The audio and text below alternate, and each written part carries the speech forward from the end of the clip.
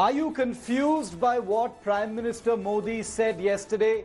Are you finding contradictions or are you finding validation over what he has said? The Prime Minister spoke yesterday at the all-party meet, and then the Prime Minister's office felt compelled to issue a detailed clarification over what he said, appealing for people not to make mischievous misinterpretations. Well, we're about to clear things up in the biggest way so far on the June 15th Galwan bloodshed. The picture you see on the right-hand side of your screen is the Chinese encroachment camp on the Indian side of the line of actual control, which was smashed and destroyed by Indian heroes. And that is what led to the huge conflagration and the bloodshed that followed. I'm going to tell you the full story, and I'm going to tell you what the Prime Minister said and whether it fits in with the reality on the ground. For the first time on television, the clearest sequence of what happened in Galwan, with a series of pictures and a series of inputs from the ground that only India Today has. We piece together what happened. Make your own mind up after you see this. What you're looking at is the Chinese camp that triggered the June 15th bloodshed in the Galwan Valley. This was what China had agreed to dismantle, but insidiously sought to erect once again on Indian soil. The red line you see is the line of actual control, and the Chinese camp is clearly across the LAC on the Indian side and just 500 meters away from the nearest Indian post.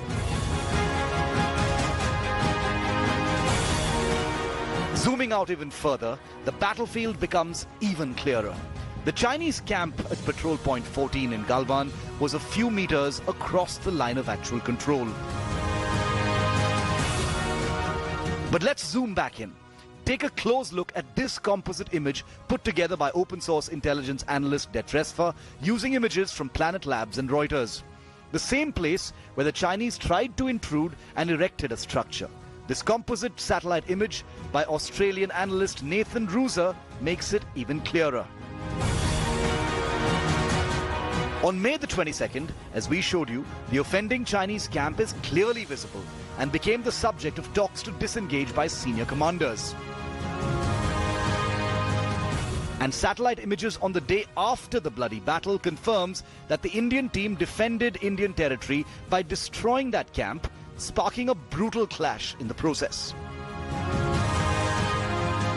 Briefing all parties on the blood spillage at this particular site, here's what the Prime Minister said yesterday.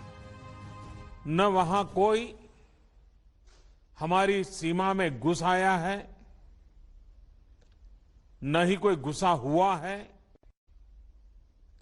न ही हमारी कोई post किसी दूसरे के कब्जे में है। जिन्होंने भारत माता की तरफ आंख उठाकर देखा था, उन्हें वो सबक सिखा कर गए। Today, the Prime Minister sharpened his statement to confirm he was specifically talking about the Indian Army's brave defense of Indian territory, borne out by the images of the Chinese camp debris. With the Prime Minister issuing both a statement as well as a clarification, is India's position in Galwan now clear? Or will the absence of a full sequence of events of the night of June the 15th keep the controversy alive? Bureau Report, India Today. So a lot of people are wondering why a statement made yesterday needed to be clarified today. Does that show that certain things were misinterpreted to such a degree that the Prime Minister's office felt compelled to put out a sharper, more laser-focused statement? Let's tell you what the Prime Minister said yesterday and what the clarification is today. Yesterday, the main point he made was no Chinese intrusions, and that was taken to mean all across in Ladakh. The clarification today said it pertained to the Galwan incident of June the 15th because that was the topic under discussion at this all-party meeting. The statement, once again, no Chinese intrusions and no camps were under Chinese occupation. The clarification was there was an attempted intrusion like we just showed you in those pictures at Galwan, but the Indian Army fought back, and that was what happened, and that's what sparked the bloodshed that took place. The statement yesterday, all Indian posts are in our control. That's what the Prime Minister said at the all-party meeting yesterday. And the Prime Minister's office clarification today says the Chinese sought to erect a structure across the line of actual control, once again confirmed by those satellite images. So it's very clear, and I'll put those satellite images of the location of the campsite that was destroyed by the Indian Army, which happened to be just about 15 to 20 meters on the Indian side. It definitely was on the Indian side, but right across the line of actual control. I want to welcome onto the show now to discuss this Colonel Rohit Dev, who's a well-known defense expert. Lieutenant General Sanjay Kulkarni is a former Chief of Staff of the 14th Corps, a hero of Siachen, one of the first Indian officers in Siachen. Also with me live is Gaurav Sawant, the first journalist in Leh Ladakh after the bloodshed that took place. General Kulkarni, you're the senior most among us, so I'm going to start it off with you, sir. We've got the satellite pictures of what happened in Galwan. In a moment from now, I'm going to talk about Pangong, where the picture is not quite as clear, and there are definite encroachments there in Pangong. But before that, in Galwan, what do you make of what the Prime Minister said? They tried to come across, we beat them back, we destroyed their camp and outpost, and that led to the bloodshed. Shiv, I think the clarification is absolutely clear. First and foremost, it's a patrol point 14. And that patrol point 14 is the start point of the river, of the Galwan River, which comes and joins Shok down below. So having said that, yes, after the 6th of June, when the commanders between the two, the corps commander from our side, Harinder, and also their Major General Louis, who decided that they would pull back. And it was in that particular arrangement, and subsequently also in the morning, Colonel Babu was present, and he knew exactly what the whole system was to be. And therefore, he'd gone to check to see if the Chinese were adhering to the understanding that had taken place, that they would pull back. But there was an observation post which hadn't been vacated. It was still there. It is then that he insisted that it should be removed from there. Since it's part of an agreement, there's nothing that he's asking for more.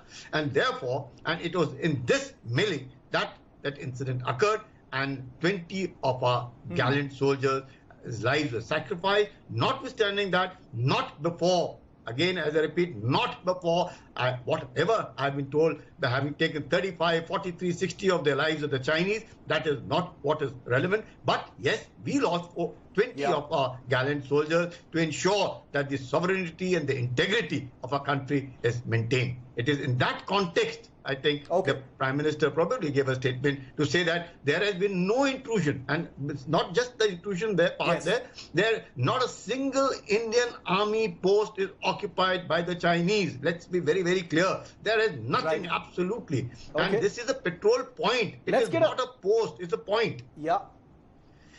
Absolutely. No, that's very clear, sir.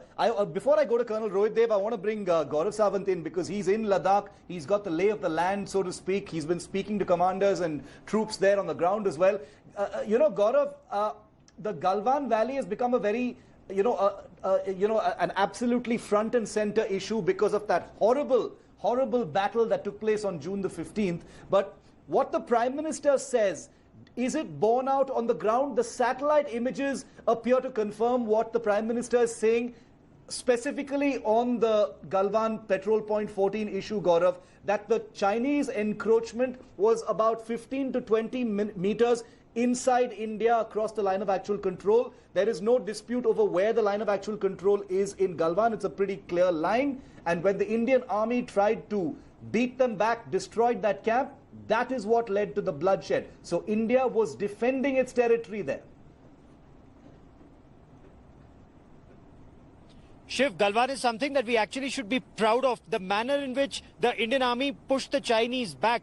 Let's take this step by step. The Chinese had actually transgressed even further. The Chinese aim was to come to the confluence of Shok and Galwan and to be able to monitor that road or to interdict it at a place and time of their choosing, should they choose to do that. So it was very systematically that India started pushing them back. It took time, but they did. Even when they reached Petrol Point 14 and a little bit behind that, the transgression was still in our territory. That is where, when they were going back, that observation post remained. Colonel Babu personally verified that they had to go back that's the time that observation post was physically taken down. When that verification process was on, that's the time that he and his team were targeted by the Chinese. And because the Chinese at that point of time were numerically superior, there was an initial setback. More soldiers of the 16th Battalion of the Bihar Regiment went in, and that is where we are told that, supported by a medium artillery regiment troops, they actually gave the Chinese a befitting response. As the Prime Minister also said, कि उन्होंने दुश्मनों को उन्होंने सबक सिखाया उनको. You transgress our territory, you try and kill a commanding officer, there are consequences for it. And it's only after that that the two commanders have decided that there would be a buffer zone from the LAC, and both sides will move back up to a certain point where they can verify each other's movement back. So that's the condition at Patrol Point 14, and I have it from the highest authority that there are no Chinese on any ridge lines. We dominate the area now. Okay, we dominate the area completely. I want to keep those images showing you where the line of actual control is, where that camp was, and where the actual flashpoint took place. So it needs to be very clear to our viewers. Colonel Dev, the PMO is of the opinion that there have been many mischievous misinterpretations, according to what happened. And I think everyone has a right to question. We also question, certain statements and the way things are. And as people will see in our Pangong report that's coming up next, not everything is hunky-dory. But here in Galwan, it seems to be borne out, sir, Colonel Dev, that the line of actual control is clear. There was an incursion or an encroachment up to maybe 10-20 meters inside. This was supposed to be disengaged. The Chinese did not follow that. Forget about all the larger politics of China claiming the Galwan Valley, etc. I don't want to get into all the politics. On the ground, at the precisely tactical level, this was India throwing out guys who were not supposed to be there. That's very lucidly explained by you and Gaurav both, and like General Kulkarni brought out. You can't treat this as anything called surrender of territory or the Chinese trying to take our post. It was none of that. It's a sort of a buffer zone or a no man's land. The line is delineated in both the sides, and if one side comes up by 10 to 20 meters, it is not exactly taken to be some kind of a intrusion into your territory. It is a patrolling habit which happens. Now that they have come and pitched a couple of structures there, that is where the Indian side was a little up to the mark. It was not a Kargil in the making. They went to the point. They told them to go back. 6 June, let me tell you, a decision was taken to pull back. And since this post had not pulled back, that 15th incident, the people went with the young officer and others. They tried to tell them to go. It is thereafter when they escalated to a level of this treachery which they did. And I'm quite sure this was planned. Now let me come to the other point. Other point is it was not a normal skirmish and scuffle which happened there. In my understanding militarily, the Chinese wanted to do this. The reasons for that, probably in some other time we will come to know of it as we go across. Now is the time to dissect the military action also at the level of the military first, what happened and what led to it. But this particular incident, the Braves gave it back in full measure. There is no point currently as I speak which is under any Chinese domination in the Galwan Valley. The PM has clarified that there was no intrusion in Galwan. We've shown you what happened. The encroachment was beaten back. But what about Pangong So? What about the Pangong sector? Remember, and I'm going to show you what's happening there. Has the Prime Minister ended this debate on the line of actual control in the very troubled Galwan Valley, or are there still issues that need to be addressed? Question number 3. How will China respond to Prime Minister Modi's very sharp statement? Remember, this is a country that has claimed the entire Galwan Valley. So how are they going to respond to this particular statement? So far, China has tried to control the narrative. Are they going to have something to say now after the Prime Minister has said, you guys tried to come into our territory and we beat you back? Well, while Indian and Chinese army officers work to calm the simmering tempers that continue to prevail at Galwan Valley Patrol Point 14, the site of that shocking bloodletting on June the 15th, the Indian Army is ensuring that its focus does not shift, even after the Prime Minister has spoken, from the Pangong So shores. That's just south of the Galwan Valley through hot springs is the Pangong Lake. Beautiful lake. You've seen it in the movie Three Idiots. Well, on the north shores, there's a huge Chinese build-up, and it is here where the territory story is really manifesting itself.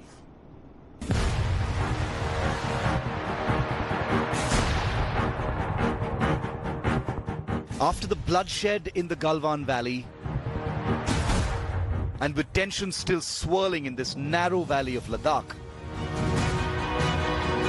the trigger point of this entire standoff is back in focus. Because with China sending a clear message on how much it really respects disengagement promises, its intentions on the banks of the Pangong Lake are becoming clearer. This is the site of the most dramatic build-up by the Chinese among the 4 standoff points in eastern Ladakh. The situation at Pangong So has in fact escalated, with more Chinese positions emerging since the beginning of June. The area between Finger 4 and 5 has seen 62 new Chinese positions emerge since the 10th of May. Across these 62 positions, more than 300 structures, that is camps and observation posts, have been erected. Since the start of June, Chinese positions have emerged on the Finger 4 ridgeline, where observation posts and tentage are clearly visible. The most troubling indication of Chinese intentions, some of these new Chinese positions are less than 500 meters away from new Indian positions that have also emerged west and downhill from this ridgeline. Finger 4's terminal point, the narrow piece of land that juts out into the Pangong Lake, is now a site of hectic Chinese activity. This was the site of the infamous 2017 brawl in which several soldiers on both sides were injured. It is also here that Indian forces chased back Chinese encroachers on the 31st of May, captured in this viral video of the entire incident. The video clearly shows Indian forces pinning down a Chinese soldier and then chasing back the entire group. Go, go, go! Oh, come on! Come on! With a history of brawls since 2017, including 3 in just a span of 25 days last month, this increasing proximity of positions is a new point of focus and concern. It is here that Indian and Chinese troops are truly in an eyeball-to-eyeball situation, with a huge focus on keeping things under control. In Delhi, Shiv Arur for India Today. General Kulkarni, pillboxes, concrete bunkers, outposts, observation posts, tentage, in a sort of conspicuously large number across that entire ridge line of Finger 4, between Finger 4 and Finger 5. It's very clear for anyone. You don't even need a trained eye or a satellite map to know that. What's going on, sir? This is a place that used to be patrolled by India. I do know that between 99 and 2014, there was a large-scale infrastructure development on the Chinese side. They built roads all the way up to, the Finger 4 ridgeline, metal roads, earthworks, all kinds of things were happening which went unchecked. But I'm talking about right now, sir. What do you make of what's happening there? Shiv, what has actually happened is, now this is where the real perception that we're talking about might just be clearer to the viewers. Now, our perception line and our claim line is up to Finger 8. And their perception and their claim line is up to Finger 4. And that is where the dispute is always there. Now, these peace and tranquility agreements that are there are, whenever we would be walking on this particular road from Finger 4 to Finger 8, only up to Finger 8 I'm talking about, there would be banner drills. That is, in case we've detected them and they have detected us, we would have a face-off, but at a distance, and they would go back to their camp in Sirijap. We would fall back to our camp on this side. Now, what happens is, because of this perception, now, well, imagine from 1999, that's the time these people constructed the road coming from Finger 8, that is Sirijap to Finger 8, 7, 6, 5 and 4. That's where the turning point at 4 and they go back. Now, whenever we are patrolling, we are walking on this particular road, we walk and they come patrolling in a vehicle. While in the lake, our fast boats go up to a point that is Finger 8, take a turn and come back. They would be wanting to come at Finger 4. That's where the contest takes place, in the sense, in the water, our fast boats are telling them, go back, And when we go to finger 8, their fast boats will come to tell us that we should go back to finger 4. So this perception has been there for a long, long time. There has been no... So therefore, they've been claiming that we've been coming up to finger 4. We've been saying we have been going up to finger 8. And this is where now, what you rightly said, this probably may be for the first time that we may be face to face with the Chinese at finger 4. And that is definitely not called for, because the Chinese seem to have dug in. Now they seem to have almost made it like a, their camps have come up, the area is being developed. That's, I think, is a bad thing. What can India do in this situation, sir?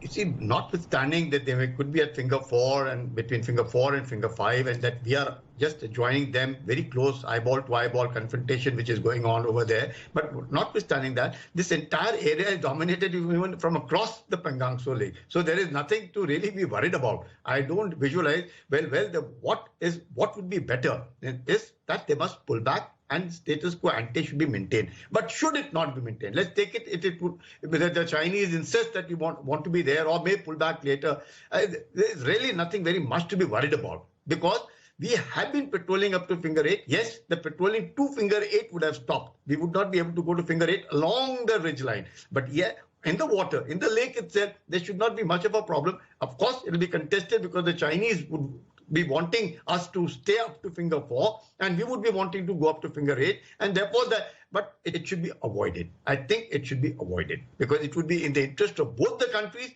that we must maintain status quo ante. That is one. But should it not happen, we'll have to be vigilant, we'll have to be careful, because now this may be for the first time that we will be face-to-face, eyeball-to-eyeball confrontation with the Chinese troops, which definitely is not in the interest of both the countries.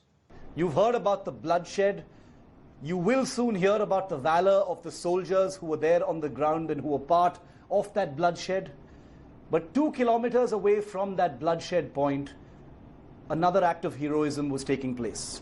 Indian Army engineers were building a bridge that had irritated and irked China and triggered the whole mobilization. But can you believe it, viewer?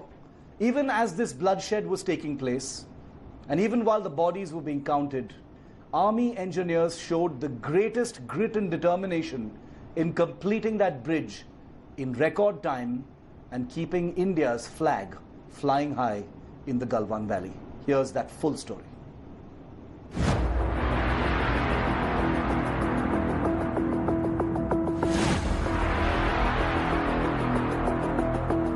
On the night of June 15th, these 20 men fought back against the very peak of treachery. In freezing conditions, high up in the Himalayas, they defended Indian territory.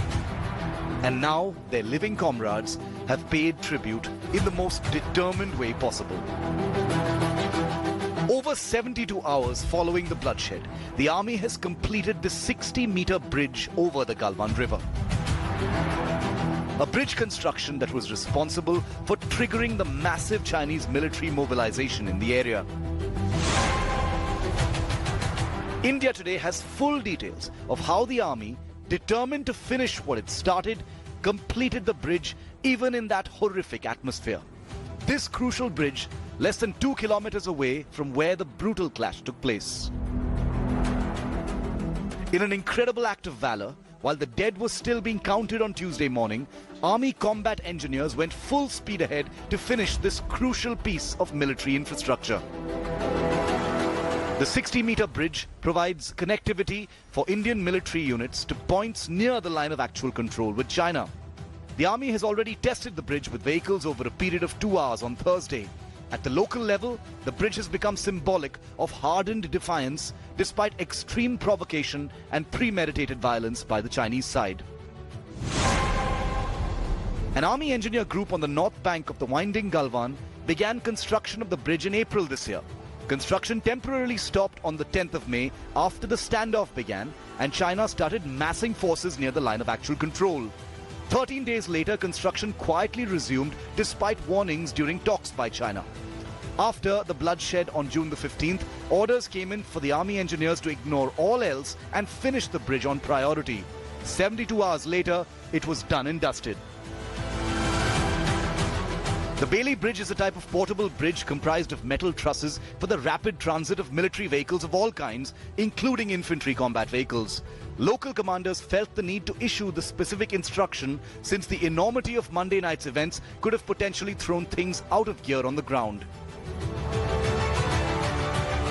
The bridge, one of two chief Indian infrastructural trigger points for Chinese mobilizations in the Galwan Valley, is now complete and fully operational. The other is the DSDBO road on the east bank of the Shyok River into which the Galwan flows. The bridge and road combined provide India with much better access, not just to the Galwan Valley, but the crucial northern sectors. With Ashraf Wani in Leh, Ladakh, Shiv Arur for India Today. The big news breaks from the Ladakh situation will always be first here on India Today. That's a guarantee. Thanks for watching. The news continues on the other side of this very short break. Hello everyone, this is Rahul Kamal here. Hope you enjoyed this video. For the latest news and analysis, like and subscribe the India Today YouTube channel and don't forget to press the bell icon to stay updated.